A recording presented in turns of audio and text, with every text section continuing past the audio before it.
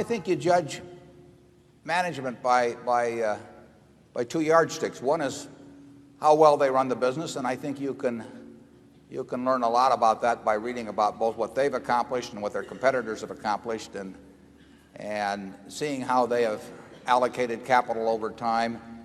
You have to have some understanding of the hand they were dealt when they themselves got a chance to play the hand. But if you understand something about the business they're in, and you can't understand it in every business, but you can find industries or companies where you can't understand it, then you simply want to look at how well they have been doing in playing the hand essentially that's been dealt with them. And then the second thing you want to figure out is how well that they treat their owners. And I think you can get a handle on that oftentimes. A lot of times you can't. I mean, there are many companies that obviously fall in somewhere in that 20th to 80th percentile, and it's a little hard to pick out where they do fall. But I think you can usually figure out.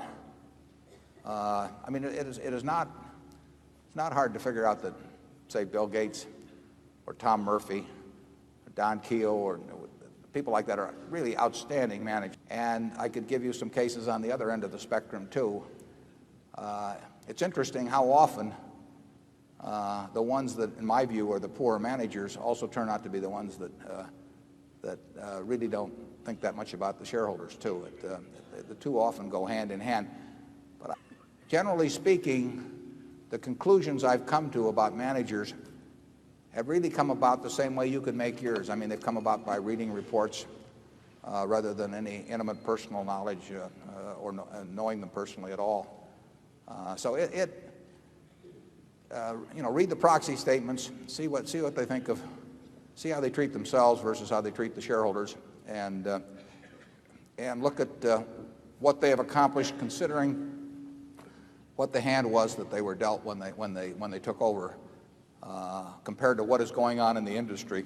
And I think you can figure it out sometimes. You don't have to figure it out very often.